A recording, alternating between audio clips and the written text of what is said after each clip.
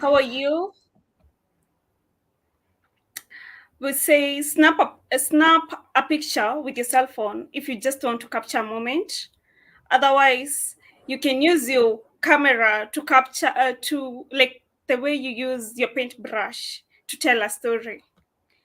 My name is Karuma Evelyn, and welcome to African Climate Stories. I'll be your host for today, and with me on board, I have some guests. Michael, how are you doing? I'm very well, thank you. How are you doing too? I am good. I'm joining you from Kenya. Probably you'll tell us how is Nigeria right now? How is the weather? What's really going on right now? Nigeria is pretty good right now. I Mhm. reside in Lagos, and but right now I'm on assignment in Kwara State, and Kwara State is beautiful. It's good. Everything is so far. Everything is fine. Good weather. It's a bit cold lately, but I think so far Oh, it's pretty good here. Yeah, okay. it's hot. Yeah, For us, it's a it's a bit cold. bit warm. For the past like 1 week, it's been warm. Wow. Yeah. How are you, Mayowa? I don't know if I'm pronouncing your name right. Is it Mayowa? Or It is Mayowa. So actually, you got it, but maybe the intonation, but it is Mayowa. Mayowa? Okay. Yes, So, how are you? I'm very well. How are you too? I'm good. Okay. Introduce yourself. Okay, my name is Adebote Mayowa. I'm a documentary photographer based in Lagos. Basically, what I do is to document realities of climate change around my community, document environmental issues that I find around me, and I feel like I really want to tell. I go about documenting it and using this as a form of advocacy to make a change, basically in the community. Yeah, basically that's what I do. Okay. I just want a small bit of each and every one of you before we now introduce what we're doing because they already know from our introduction. What about you, Michael? Okay. My name is Owoyemi Michael. I am a filmmaker and I'm a documentary photographer as well. I am one of those type you would call jack of all trade and in quotes and master of maybe all. So I started with being someone who really wants to impact in a way, and that got me into doing advocacy work with an NGO. Uh, Within that period, I was asking myself, what do I really have passion for? And within that period, I knew that man, I love photography. I love anything related to the camera. I think pretty much that's the little I can say about myself, and here I am today. Oh wow. That's great. So from what you've had, we have guests who are doing photography. What we're doing today is from the title is from camera to campaign, how to use photography for advocacy. And this is African climate stories, whereby we tell stories for Africans because we are the voice for Africans, voice for the film people in the African industry, voice for the photographers. We are a voice for Africa. We tell our own stories, and these are our wonderful guests. We are honored actually to have you. Um, I think so far so good. We can just get into the conversations. Are you ready? Or how? Yes, are you ready? We are ready, very ready. Yes, I Uh, am. okay. Probably you can tell me, each and every one of you, to tell me. You've said what you do as photographers. What inspired you to be photographers? There's that aspect. There's a story. There's a journey. Take us through, just in briefly. I think we should go with my offer. Considering Okay. Oh, okay. you're Okay. putting on a Okay. native and it's a Friday, let's go with my offer. I'm a storyteller, but I'll try as much as I can to make this very brief. Of Okay. course, after my studies, a point came in my life when I was asking myself, what do you want to do? As a matter of fact, I had construction background in school, but I started asking myself, what do you want to do? What do you want to make out of life? And One way or the other, I got to know that I had the passion for photography, which really had been with me, a long time ago. And that's how I started photography. I wasn't very quite sure what it is, where I was going to, but then I got into photography and started documenting events from weddings to burials and all of the events, right? Yeah. But a point came when I felt like I needed to do more. I wanted to do more. Maybe it's a personal thing for me. Every year, I try to ask myself, how have I fared last year? How can I do better? And that point came when I thought that no, beyond just the regular event, I wanted to do more. So sometimes in 2020, the year of COVID, I happened to do a particular job for the African Development Bank. Yeah. And in the process, I met with one of the directors of climate change, in person of Professor Dr. Anthony Uyong. And then he started talking about climate change, climate change, climate change. And I'm like, what exactly is climate change? You know, it was so strange to me. And I, when I got back from the trip, I started asking, checking, reading more about climate change. I wanted to know more. And then I went online and I checked climate change in Nigeria. And what I saw was pictures of ice, pictures of polar bears, pictures of, In Nigeria. yes, and over Oh, 30 years, of my existence, I haven't, come across ice. Neither have I even seen an animal called polar bear, you know. yeah. So it then dawned on me that, is it that climate change is not in Nigeria? If I'm seeing pictures of polar bears and ice, if climate change is really affecting us in Nigeria, which I eventually got to discover, how can I contribute to it with the skill I have, which is photography? And I started asking, what do I do? What do I do? I was blank. I practically had no idea. Not until around the time COVID was winding up, I saw a post on Twitter where someone had said that she went to stay with her aunt, and over 3 or 4 days when she was with her aunt, she couldn't sleep at night because there happened to be an organization close to that community where she lives that recycle used tires. That's vehicle tires. And in the process of doing this recycling, there's this lot of black suits and lots of emission that covers the entire community. Unfortunately, they do this thing around, say, 7 p.m. to about 6 a.m. in the morning, you know. And then I checked, I saw the community happened to be very close to where I live, and I just decided, okay, I was going to take it up. So I went into the community, started making findings, started asking questions, and I saw how people's livelihood, not just livelihood, businesses, has actually been tampered with, has actually been destroyed because of a so-called tire recycling organization, you know. Oh, And then I yeah. took it upon myself to document all of these activities, took pictures, took lots of videos, drone imageries, and I did a virtual exhibition. And as God will have it, it caught the attention of the Ogun State government, it got the attention of the Lagos State government, it got the attention of some guys at the Federal Ministry of Environment in Abuja. And lots of stakeholders, civil society came together and started looking at how they could shut down the organization or how they could, talk to the organization such that they could continue business, but such that it doesn't, cause harm to people's lives. It was at that point I knew, I could do more with photography. And really, that was how I got into the whole journey of the environment space with photography. Incredible. Before I comment on your story, let me just remind our audience, thank you for joining us. And if you kindly from in our comment section, tell us where you're joining us from and your name. And I appreciate the comments, we see them. And then there's one which has asked, are you going to share this? It's already on YouTube. Probably that's where you're watching it from, and it's available online on all our social media pages. You can just go there and find the link and follow us on African Climate Stories, all social media pages. Now, to get back to what you said, I love that you said you were from construction industry to photography. Isn't that what did that take? Like, it's interesting because before you were doing photography in the industry just for passion, so you started from scratch. Yes, Wow. that's correct. Wow. You're self-taught, I'll say.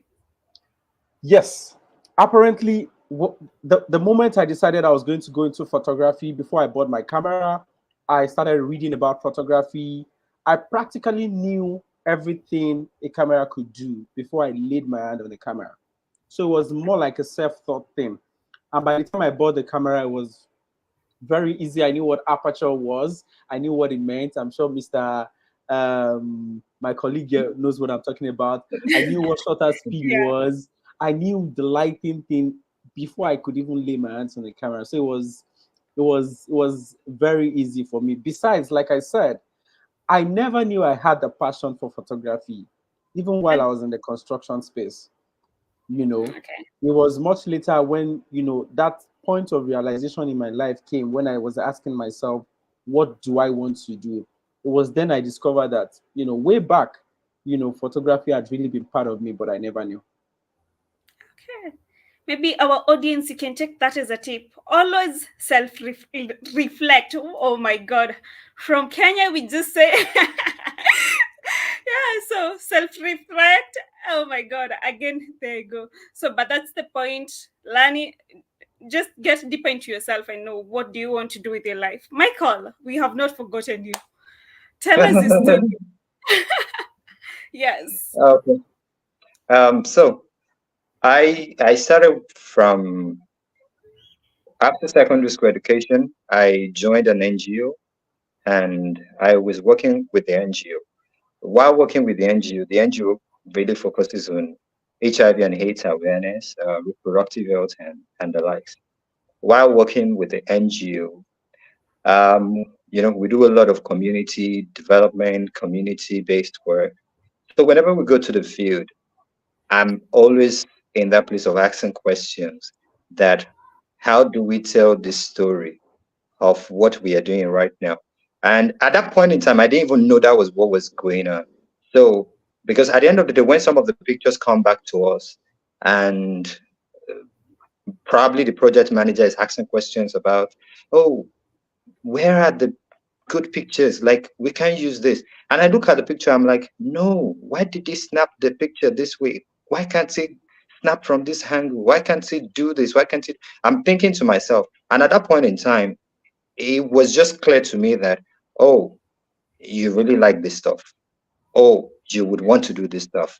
So after a period of time, I started saving, and I saved for a full year, 1 year, to buy my first camera. And when I got my first camera, Oh, I at that point in time, it was almost like buying a new toy, and you don't even know how to go about the new toy, but you know that this toy needs to bring out something. So in my where I grew up, um, it's more like I don't know how best to put it for other people in other part of the world, but it's more like a hood where you have a lot of activity going on, women selling on this road, children playing up and down, a lot of activities going on. So because I live in that community, it was pretty easy for me to document people without any issue. So I'll go to people's houses, people that knows me, I'll stay on the balcony of their house, I'll take picture, and I'll look at it like, oh, this looks like what I see on all the places. Like, okay, it looks like what I see on CNN. Oh, okay. Oh, so if I stand here, this is what would happen. Oh, that's good. And at that point in time, I started exploring, started going online to read, and I started going for some trainings. I was fortunate enough to get into a program by UNFPA, and I think that was one of the places that really changed the whole game for me. So after much, I discovered that, oh, okay, you can actually tell a compelling story with a camera.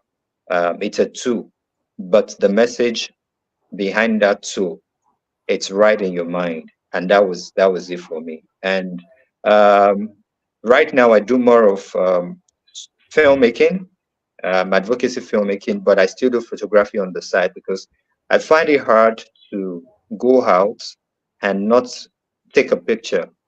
I'm always saying something that I feel, oh, this might not be interesting as of right now, but it might tell a story in the next few months, few years, and the rest.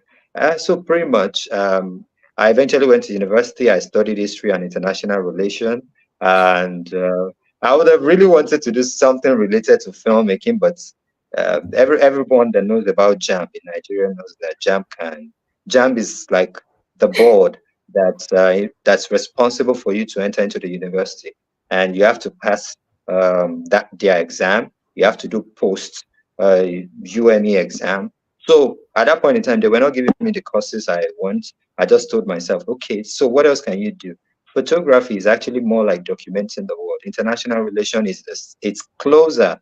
Okay, so I'll pick that, and I think that's pretty much about it. And I can quickly just say little about why my passion also was able to help in saying, okay, let's do African climate stories, because at the end of the day, it boils down to, I hear a lot of comments from people that are Africans, people that are not Africans, that okay, why is it that there are narratives that an African person can actually push different from if somebody outside is coming to talk about it. It's quite possible for me to look at you and tell you, you are this, and you might go back home and you might sit down and tell yourself, oh, am I really that?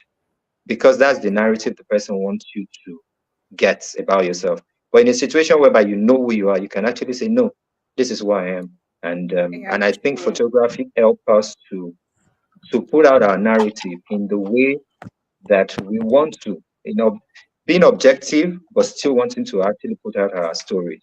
And yeah, I think that's pretty much what I'll say about that. Yeah, actually, that brings us to that's why you were part of the co-founder of African Climate Stories. So honored to have you on board today, Michael. Mayowa, probably you can share your slides right now. As Michael, now you tell us the difference since you in the space and you use it for advocacy. So many times we wonder photography is taken as an entity alone because it's more visual, and then the advocacy part is, there's campaign, there's a lot. How do you get that balance between them and intersect them to be one, like, so that you can use them as a tool? Because mostly they're taken as different entities, independent entities. You can be sharing your slide, Mayowa. Okay, so, Okay. so should the question go to Maiwa right now or to me? Yeah, you take over. You Okay, explain that as he shares okay, his slide. Okay. okay. So I honestly believe that everything we do, it's connected in a way. Um, so if I am speaking because I want to pass across a message, the whole essence of me speaking isn't just to speak, it is because I want to pass across a message. And I keep saying to myself that advocacy is really about calling attention to something that probably we all know, probably we all say, but we don't really take note of them.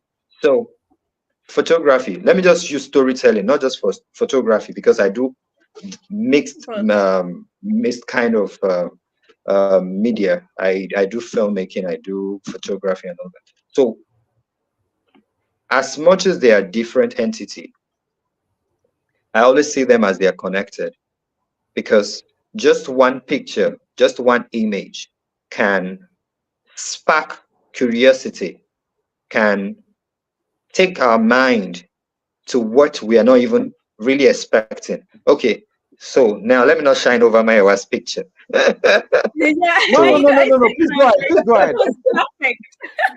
okay, okay, so at the end of the day, it boils down to, okay, let me just put it this way. There was there was an incident that happened to me sometimes back, that someone asked for a picture, and I asked myself that, okay, this kind of picture is being asked of. Imagine it. Whenever it rains in probably somewhere like USA, and you need pictures of those places, rainfall in New York, if you search it, you probably get that picture right now. Rainfall in New Jersey, you'll get something. But try and find it, maybe 2, 3 years ago. Try and find pictures of rainfall in Lagos, Nigeria. Some of the pictures you will get might probably be from guys that came in from BBC, guys that came in from CNN, and the rest. And you keep asking yourself, why? Is it how we don't have people that are interested in actually taking this picture? If you go to site like Shutterstock, and you want to buy some of these images of important things in Africa, you can't get them. Maybe in Nigeria, maybe not in Africa, because I see a lot from other places. So I'm asking myself questions like, why don't we have these pictures that speak? Why don't we have these pictures that say something? Flooding is a big issue in Lagos. I know there are a lot of measures being taken by the government to work at it. But you ask yourself, when somebody is asking you a question about, is flooding really a thing here? Because once it's dry season here, everything goes back to normal. It almost feels like there was never a rain here. There are some locality you go here and it's almost like there's never been rain.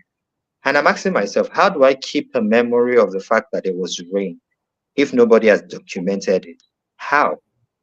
How can I tell the government that the drainages you guys did, you need to find a way to maintain it? How can I tell okay, so something happened. I was somewhere and it was raining and I took a shelter with a woman and I saw a girl and probably a mother. They were dumping their refuse into the gutter.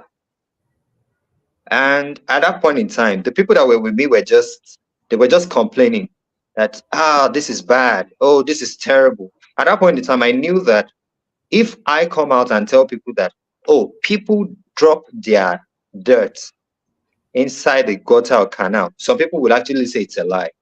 So I took out my phone and I took that picture. And the picture was actually using a documentary video I did, and it's there. So my point is, using that picture to actually go to the community and say, okay, you guys have actually been doing this. You need to stop. Because at the end of the day, the flood will come back into your home. But if they don't see the picture and they don't see the aftermath of their action, which is the flood that is coming back into their house, they probably might not be able to relate. But now they see the first picture of a girl dumping her refuse inside the gutter, and now they see the flood that has happened, and now they see the effect of that flood. Because let's not lie to ourselves, when flood happened here in Nigeria, Lagos to be precise, and people die, and it's no joke. It takes people's life, properties. People come back to their house from work and everything is soaked.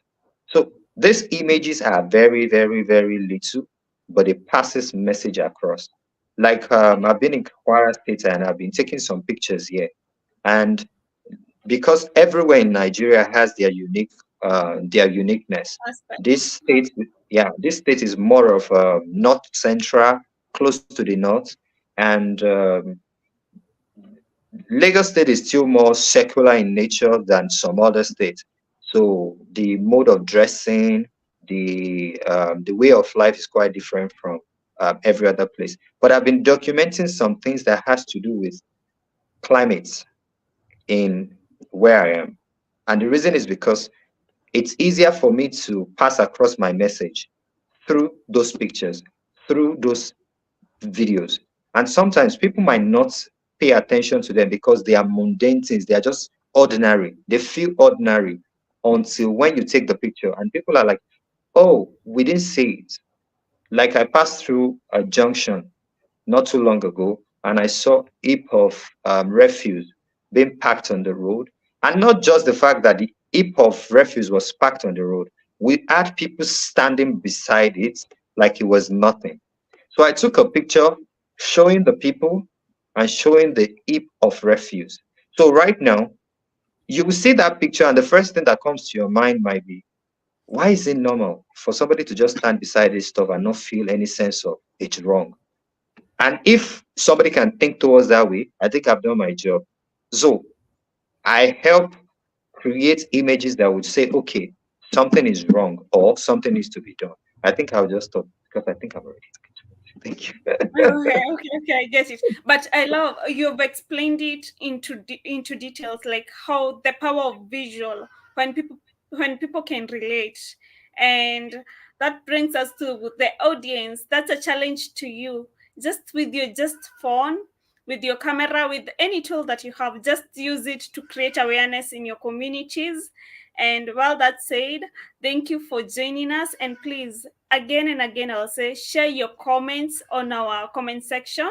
We'll be happy to share them. Ask questions. We're ready to answer.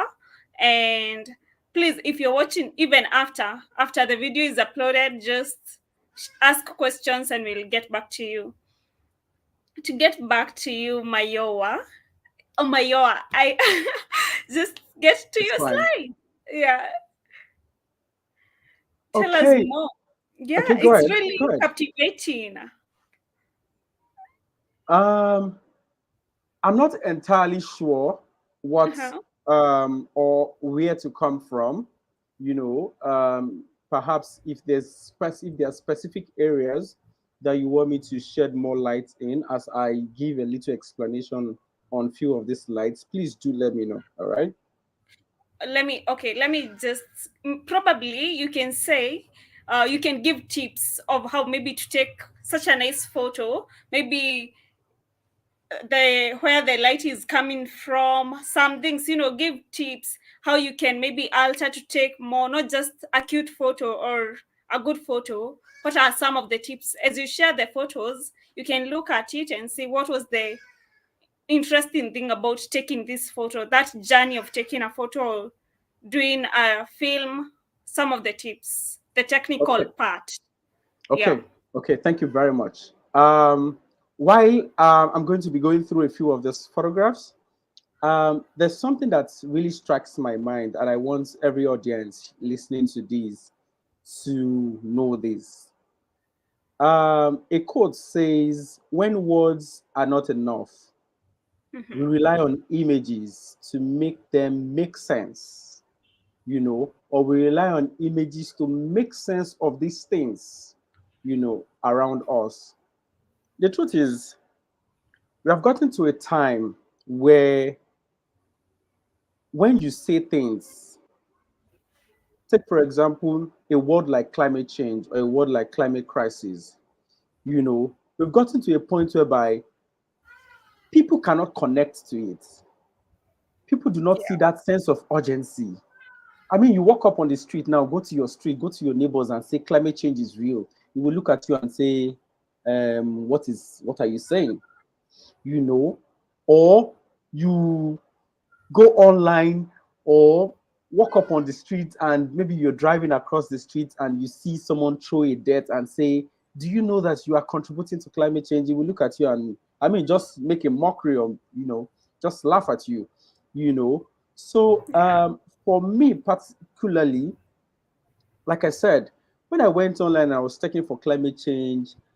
Of course, I saw so many articles, you know, political, economic, scientific articles, and I was seeing even religious, you hear the word climate change and religious matters.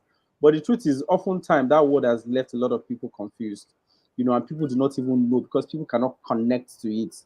There was a time I saw on one Forbes article where someone had said that scientists need to work hard, on keeping the message of climate change to be number one, memorable, to be Oh, two, meaningful, and number three, miniature. But the truth is, photography does this yeah. with just one picture.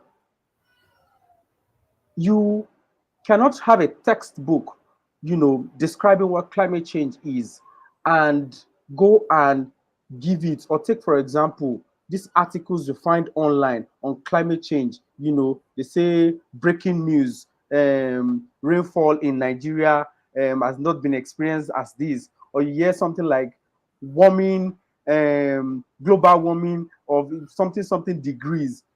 I mean, those words or those captivating headlines, does it make any sense to the herd man in Kajuru village where I No, serve? actually, it's It doesn't make very ambiguous. exactly. It doesn't make sense to the farmer in Ijebu, where I'm also from. Instead, with photographs, everybody can connect to it. You can see yourself in it. You can relate to it. You can see it, and without me as a photographer telling you what I was even trying to convey, it passes a message to you that really might be different from what I'm trying to convey, right? So this takes me to my slide. Can you help me put that up? If you look at this first photograph, for example, of course, I mean, everybody sees it, everybody likes it. But for me, when I was creating that image, I thought of it that as much as I want to create an image that passes a message, I also wanted to create something that is aesthetically beautiful, something that is, I mean, beautiful for people to see. Yeah. And at that point, I was working, with a particular lady that what she does is convert pure water nylons to different items. Okay. So I thought that, okay, how do I make this? How do I make people feel like this pure water sachet? I have it right here. This pure water sachet that you throw away, this pure water sachet that you just discard, can be converted or can be made, can be converted into something that is meaningful, something that is good. And I thought, okay, if you look at this picture, the lady with the bag, on that African attire, all of that dress was actually made from pure water nylon. All of it, from the headgear to the top to the hero and the bags, it was made from pure water nylon. And I thought that, how do I create something beautiful? Of course, when you saw it, of course you liked it. It's now a question of, okay, what exactly is happening here? And perhaps with the caption, if I were to drop a caption on this, you would be intrigued to know that all of these attires you see on this woman was made from nothing less than maybe 15,000 pure water sachets. Yeah. This pure water sachet that should have ended in the ocean, that should have clogged our drainages, right? You see this image and you're like salivating. This is a lovely meal. Oh, maybe you want to eat pounded yam. Or what is the best local meal in where Karuma is from? What's the best local meal there? I'd like to know. Ugali Ugali. with kuma. You might be wondering, okay, am I trying to, what exactly is going on here? But if you look at that table mat, where the food is placed, it was also made from pure water sachets. I don't know if this pure water sachet is actually common in where you're from, but if you look at this image, this is a process of where they collect all of this pure water sachets, they wash it, they disinfect it, and then they use it to make different items. All right. So, and then if you look at this next image, so you see school bags that has been made, from pure water sachets.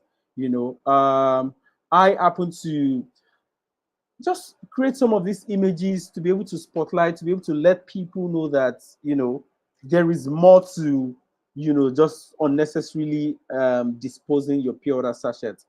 Going on is an image that I love so much. This is an image of a particular community in Ondo State. I particularly had captioned or titled this photograph "Before the Last Crumble," and in this image, I happen to be, maybe I should say, the right place at the right time. There were lots of activities going on.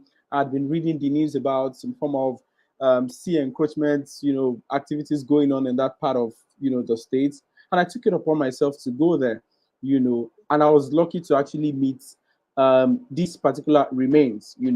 Of course, if you go to that community now, you most likely will not find this building anymore.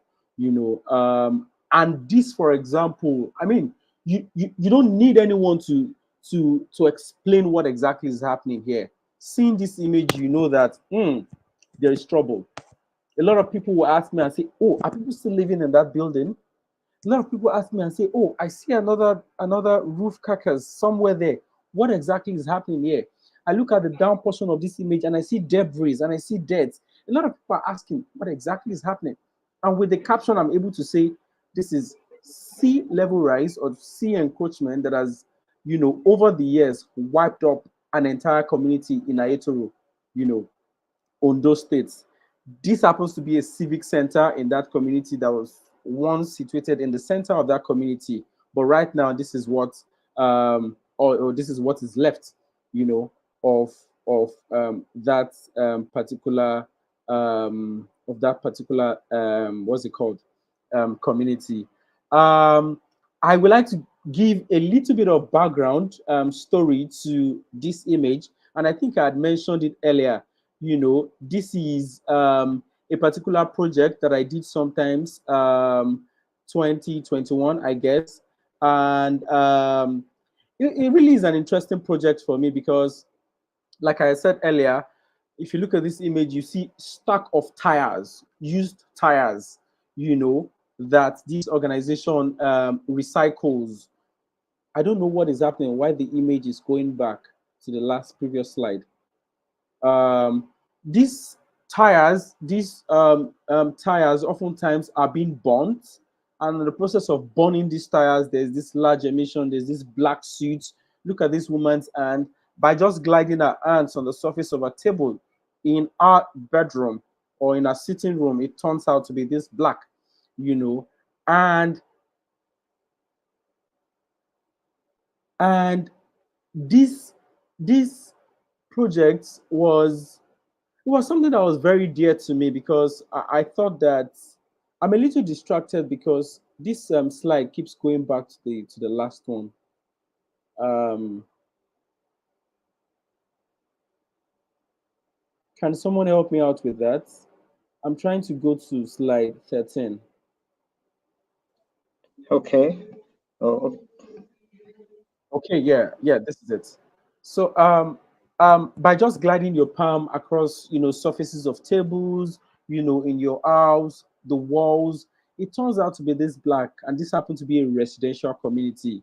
And as God will have it, after taking pictures of this particular community, like I said earlier in my introduction, it caught the attention of, stakeholders, civil society, and right now, as I speak, people in that community can breathe fresh air.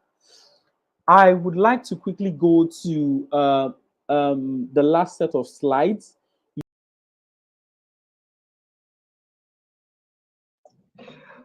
I don't know. I think we have a network problem with Mayowa. Okay. And our host too. Okay. I think Mayowa is almost Yeah. back. Okay. Welcome back. Apologies. Yeah. It's fine. As So I don't know. I lost a bit of what Mayowa presented. Yeah, Mayowa was showing us interesting, powerful images, and they are pretty good and lovely. Yeah. So, but I think he had a network issue. So I don't know if Sure. So we should wait a bit for Mayowa or if we should continue till Mayowa comes back. Okay, I think okay, Mayowa we is can just in. wait. Okay, Mayowa is in. Yeah. Sorry about that. The network bounced me out. A time will come. We will not have to worry about network in Africa. I hope so, and I Yes. pray so. Looking Of forward to course. those I'm optimistic. moments. Okay. Do I continue to share my screen? Yeah. Or okay. Probably you can continue. So could you please go to Though slide we almost like 22? have maybe 10 minutes to look into the photos.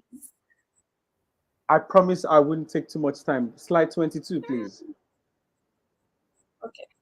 Okay. So while you're going into slide 22, very recently, in a part of Lagos where I live, Bega, I noticed, and if you look at this image, very interesting image, lovely image. Alvin, what do you think? Don't you like it? Mhm. You know, but the truth is, by the time you I slide do. and go closer, you would see that. Go to slide 23 for me, please. This is a closer shot or like a close-up shot of a portion of Beggar, and this is like the divider, of the road. Um, I'm sure Michael would understand if you've passed through this place. So some 2 weeks ago, I went, I documented the activities going on there, which is open defecation. All of those small, tiny dots you see there, they are people's. Oh, I can see Elvin. Elvin is surprised. You know, all of those small, tiny dots you Yeah. see there are people's feces. They just go there, you know, open their bots and download. You can check slide 26, you know. Um What? and Okay. it's becoming so much in that particular place. Funny enough, this is like the first part of Lagos. When coming into Lagos, that's the first place you get to, and driving across that place, that portion smells a lot, you know. And I took it upon Yeah. myself, I need to document this. So I went there with my cameras, with my drone, and then I documented it, posted it online on Twitter, posted it on LinkedIn. And guess what? About a week Mhm. later, Michael, if you're coming to Lagos Yeah. next, check through that place and tell me what you see. The place is completely cleaned up. Um, Wow. Yes, it's been completely cleaned up. So this is to just tell the power that photography has, the power that the lens has. This is to tell how important it is, how important photography is in conveying the whole conversation of climate change. I think I'm going to stop there. Yeah. Okay. I'm still in shock, and well, it's shocking. Well, they adult, definitely adult, are doing the same thing together with kids. What they doing it openly or at night? I'm curious to know. Did it happen at night or during the day? Um, Elvin, when are you visiting Nigeria?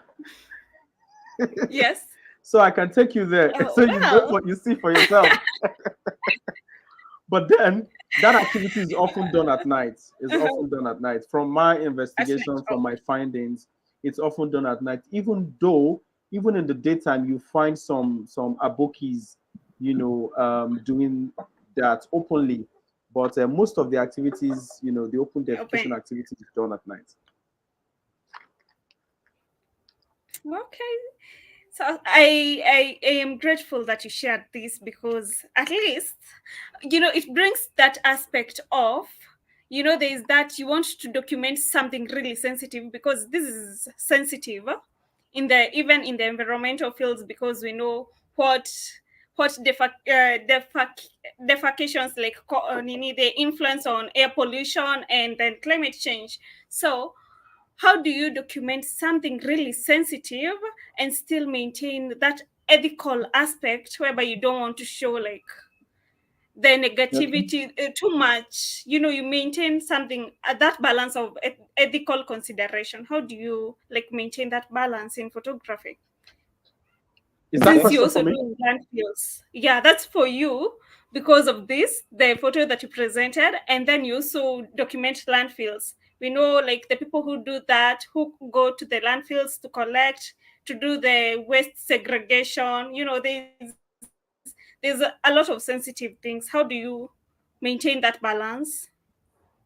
Okay. So frankly speaking, yeah, I'm often faced with lots of backlash because sometimes when I do Yeah, some of these things, um, the government see it as me being attacking, me trying to attack them, you know. yeah, While true. sometimes, take for example, take for example this tire recycling project, this tire recycling activity, you know, you would call it recycling because they are trying to convert Yeah, used tires into something else, right?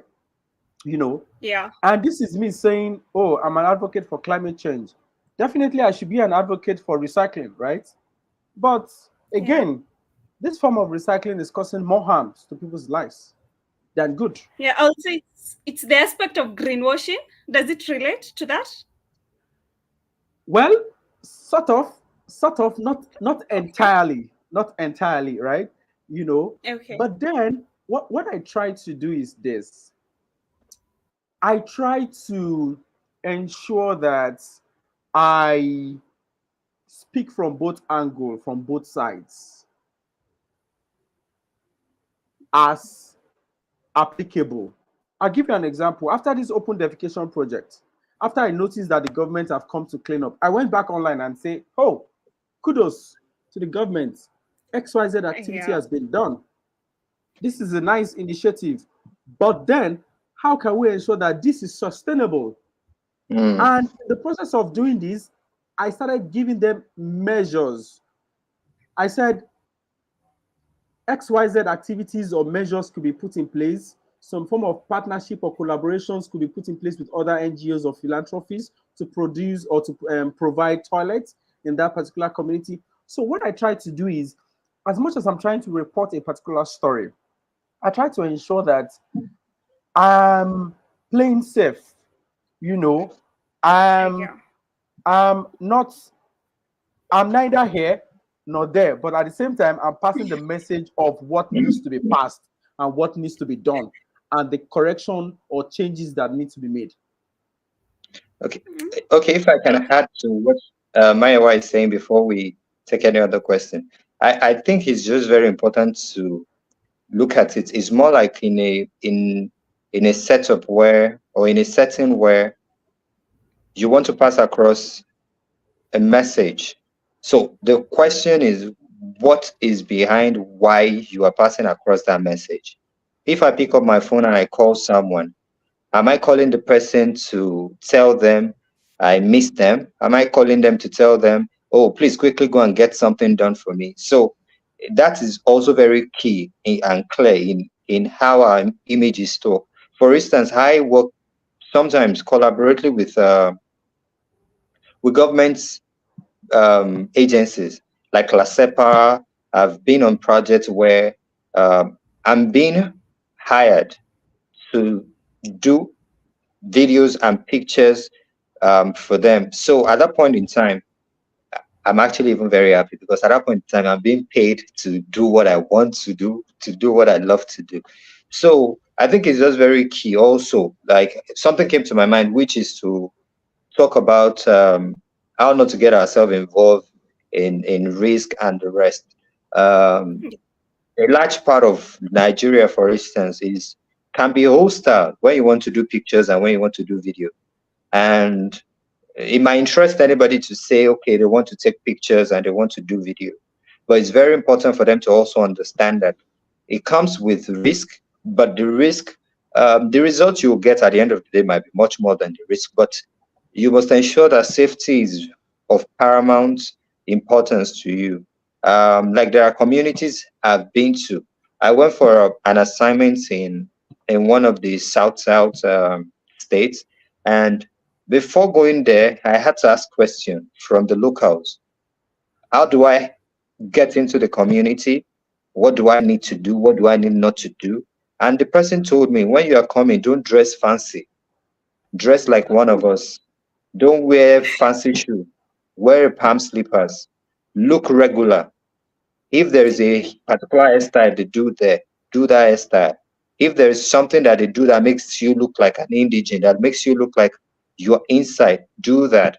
And at the end of the day, when you're inside, for every community in Nigeria, and I dare say in Nigeria, there are people that run the streets. They are not in government, but they are the government of that place. So if you want Yeah. to Yeah. go deep in doing some assignments, ensure to actually liaise with these people. Because if not, you might not end up in police station, but you might end up in somewhere worse. And you don't want to set out on a journey of doing advocacy and become the advocacy yourself. Like you don't want us to stand out talking about the fact that a photographer sets out to take images of this in a community, and they've discovered the body of that person beside water and all that. Things happen because what we are doing is quite sensitive and all that. Also, getting to a place, read the environment, read the room. I do a Correct. lot of drone pictures and the rest. And funny enough, I've been to places in Nigeria, somewhere like CMS. CMS is quite popular in Lagos, and a lot of time people, because over the years, people have had issue with trusting the government and the rest. But the government, to an extent, to a large extent, are not our enemies. I'm not actually advocating for government. I'm only saying the government have their bad side. Let's not lie. The government have their good side. But how do we go about it to work hand in hand with the government is very, very important. And I got to that place. I wanted to do some video work that is related to the environment. And at that point in time, I saw police officers there.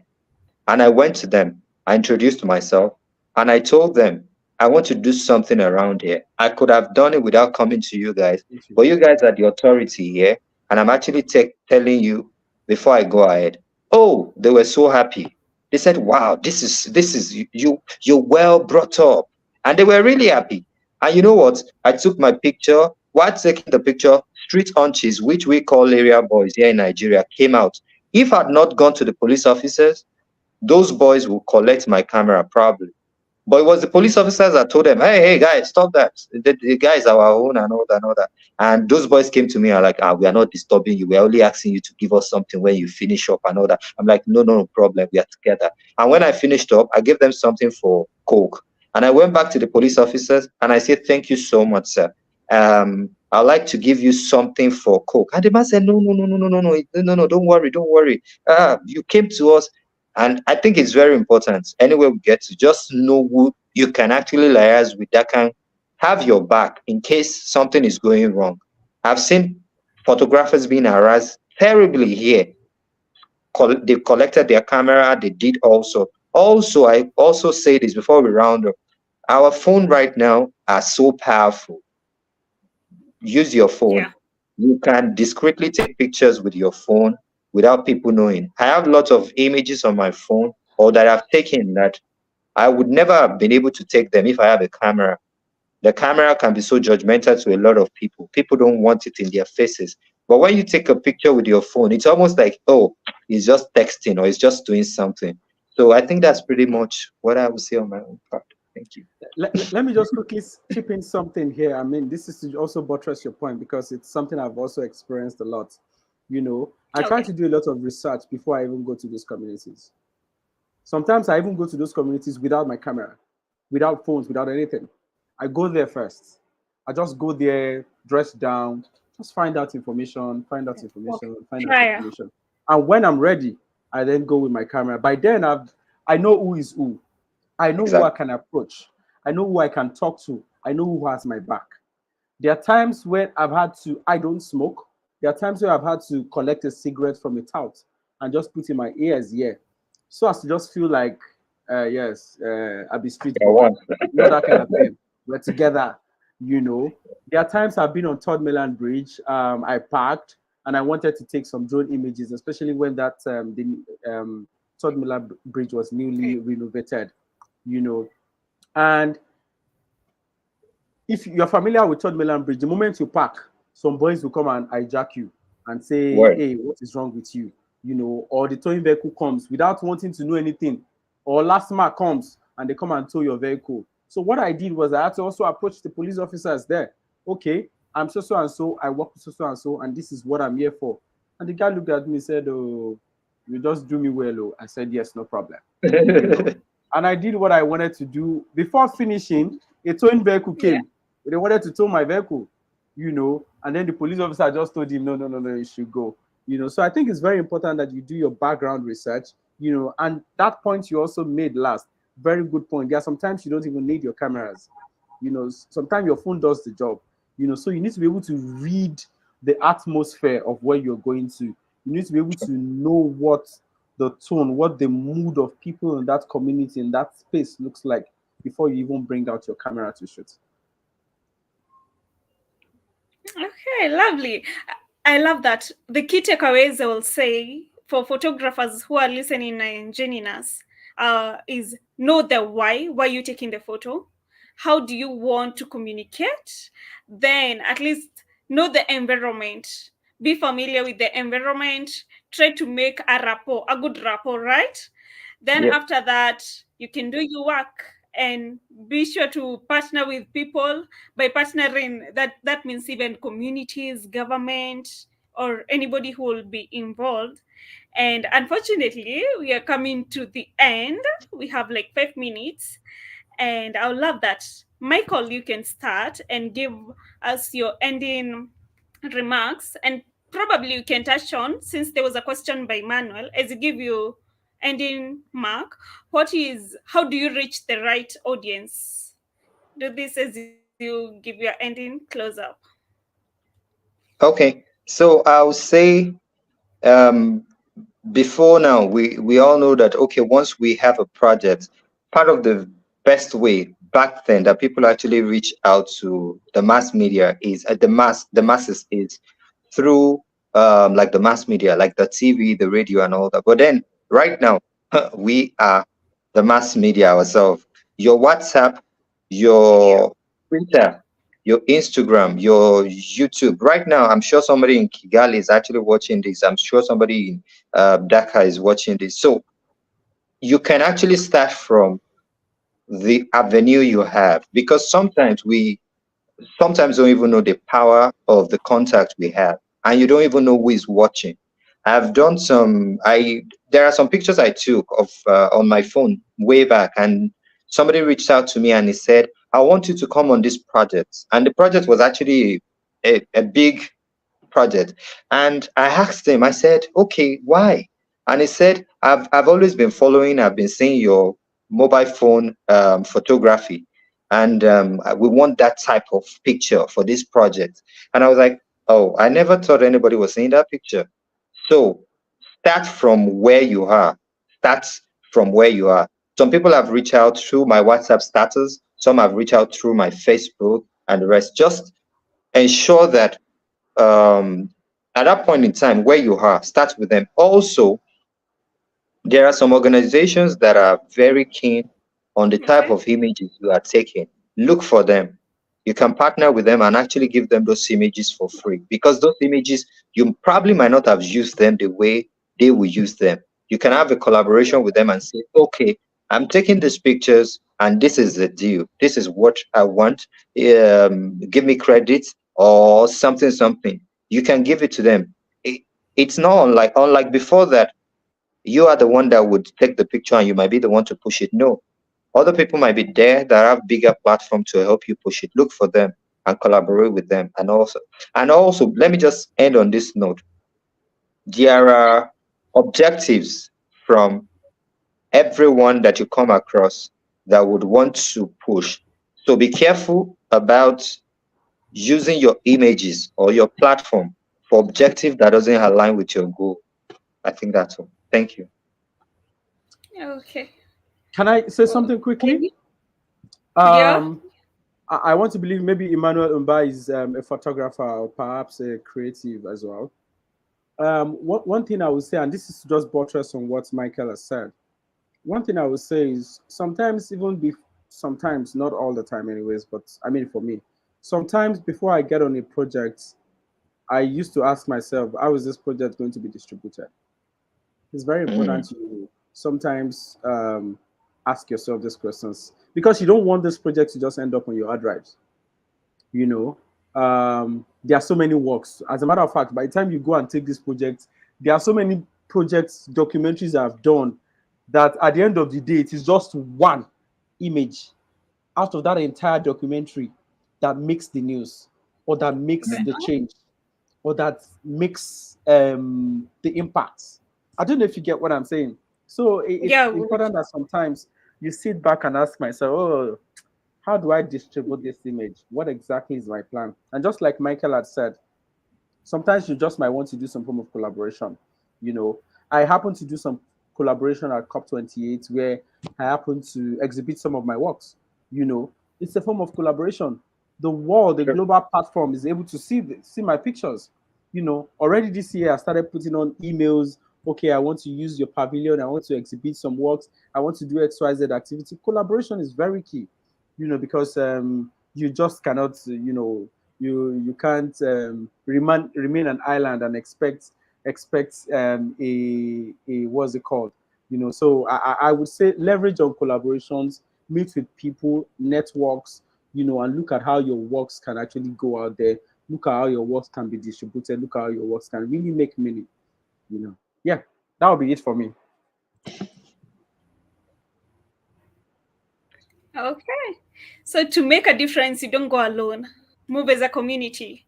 At least to get that. And thank you for joining us, Mayowa and Michael. And to our audience, we are so glad to have you on board. And this conversation is so timely. I would love to comment that this month, August, on 19th August, we celebrated World's Photography Day. So glad to have this conversation in August to make more awareness about photography. This has been African Climate Stories. Kindly follow us on all our social media pages, and I believe they can find you also on your social media pages as Michael and Mayowa, right? Yes. Yeah. So Yes. follow them. It's been an honor having you all. Okay. Thank you very much for having Till then, us. until next time. Yeah. Thank you so much for having Okay. us. Okay.